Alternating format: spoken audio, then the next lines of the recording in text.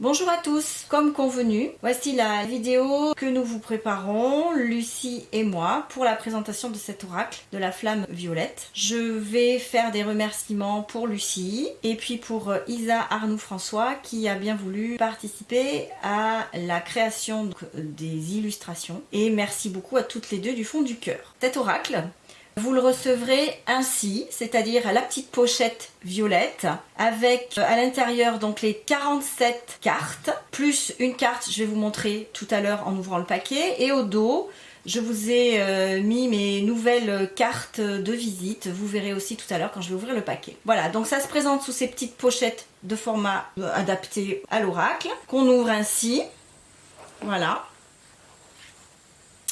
Voilà, donc voilà ma nouvelle carte de visite. Alors, sur ces cartes, le recto, elles ont toutes les mêmes, c'est la flamme violette. Et la première carte, c'est la carte de présentation, oracle flamme violette. Et au dos, vous avez toutes mes coordonnées, mon site, ce que je fais, mon numéro de téléphone, enfin voilà, vous avez tout.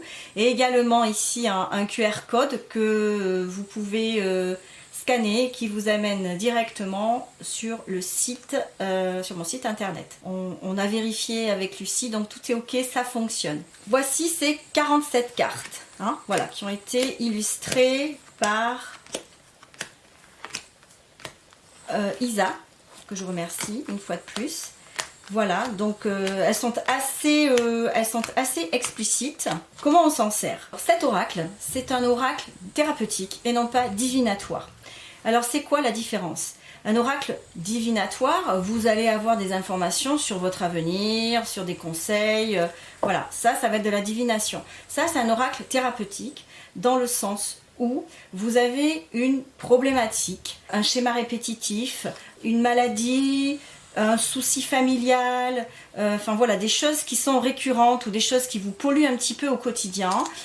Vous pouvez vous servir de vos cartes pour détecter l'origine de cette problématique afin de vous aider dans la transmutation par la flamme violette de ces problématiques-là. Voilà, le but c'est de transmuter avec le protocole que je vous donne lors de mes ateliers que je fais régulièrement. Voilà, j'en ai fait un la semaine dernière et ça a aidé à détecter des choses par rapport à un comportement, à des situations qu'une personne n'arrivait pas à détecter. Voilà, on a pu, grâce à ça, détecter d'où cela venait et ensuite effectuer la transmutation. Alors, on va passer en revue quelques cartes, si vous voulez. Vous allez voir, hein, le genre de problématique, c'est très intuitif. Hein. Il n'y a pas besoin d'avoir de livret, c'est très intuitif. Vous avez une problématique, vous vous connectez à votre cœur et vous faites vos demandes. Et ensuite, tout simplement, alors attendez, celle-là je la sors pour vous expliquer pourquoi. Celle-là aussi après.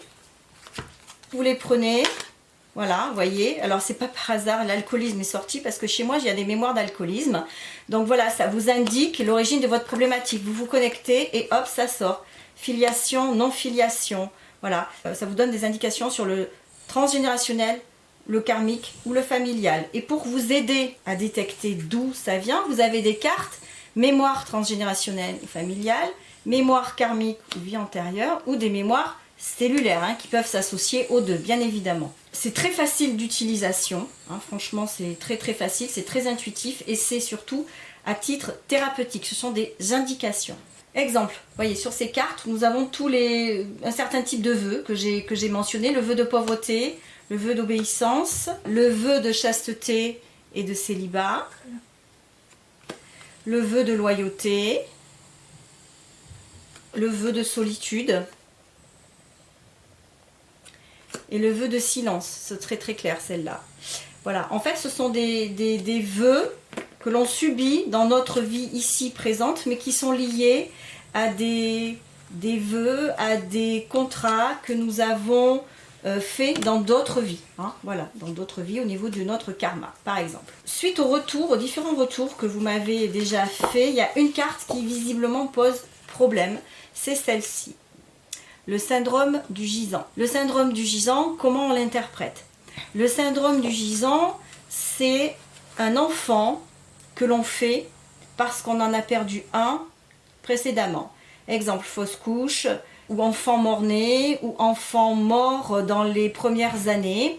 Et le couple, mais c'est surtout la maman, qui décide de faire un enfant pour remplacer celui qu'elle a perdu. Voilà, qui a été perdu, qui a été, entre guillemets, sacrifié. Voilà, c'est ça le syndrome du gisant. Alors avec toutes les conséquences qui vont derrière, c'est-à-dire que parfois même des parents vont jusqu'à faire porter le prénom de l'enfant qui est parti avant dans la liste des prénoms de celui qui vient à naître. Donc c'est au niveau du karma, c'est assez compliqué. Donc c'est très très simple d'utilisation, hein. Vous voyez, trahison, malédiction, les accidents, les morts violentes. Il y a aussi tout ce qui est contrat d'âme aussi, où est-ce qu'on peut trouver aussi des pistes par rapport au contrat d'âme. Bon, ça c'est très clair parce que hélas, ben, ça existe, hein, voilà.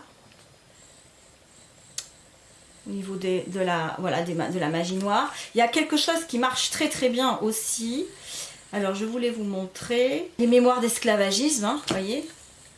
Quand on se sent pieds et mains liés, quand on se sent un peu prisonnier dans la vie ou qu'on n'arrive pas à avancer, faut aller voir du côté de ces mémoires d'esclavagisme. Celui-ci, il est très très clair aussi.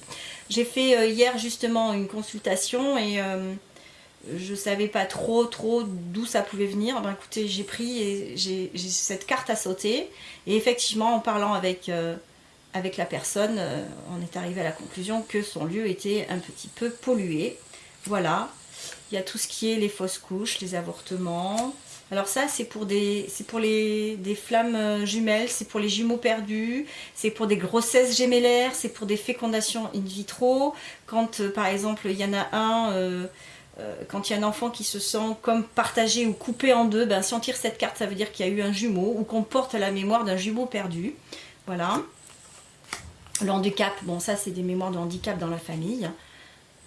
Voilà, tout ça, ça nous pousse à aller nettoyer notre karma, c'est-à-dire nos vies antérieures, ou le karma de nos parents, ou le transgénérationnel, c'est-à-dire les secrets de famille qui se perpétuent, la mémoire des secrets de famille qui se perpétuent de vie en vie. Hein. Alors il y a tout un tas de cartes autour de ces sujets-là, hein, tout ce qui est inceste, tout ce qui est viol, tout ce qui est attouchement. Voilà, il y a les mémoires d'abandon, les mémoires d'étouffement, les grossesses adultérines aussi. Bien souvent, cette carte-là, cette carte de la grossesse adultérine, sort avec la carte qui est sortie tout à l'heure en début, sur la filiation et non-filiation. Voilà, ça peut être une association de cartes. Ça veut dire que, voilà, dans la famille, il y a un enfant qui est né hors mariage. C'est typiquement intuitif, pas besoin de livrer en particulier. Voilà, donc il y a 47 cartes, comme je vous disais, bout arrondi. Elles sont plastifiées, ça glisse très très bien. Vous voyez, l'humiliation. Alors là, je ne fais pas une demande en particulier, hein, je vous montre juste. Il y a un exemple de tirage, ça aussi. Vous avez plusieurs manières de tirer les cartes. Soit vous prenez le jeu entre vos mains, vous lancez votre intention et vous brassez. Ok, et on voit ce qu'il y en a une qui saute en général ou qui se retourne. Voilà, soumission, manipulation. Vous avez ce mode de tirage là ou ben, vous avez d'autres classiques. Je brasse. Voilà, vous brassez. Alors, vous brassez. Et puis vous étalez les cartes. Ok. Et si ça vous concerne à vous, vous prenez la main gauche, la main du cœur. Si c'est pour quelqu'un d'autre, c'est la main droite. Et vous prenez au hasard. Mutilation de guerre, ok. On en retire une autre, autant de fois que ça doit vous parler. Le rejet.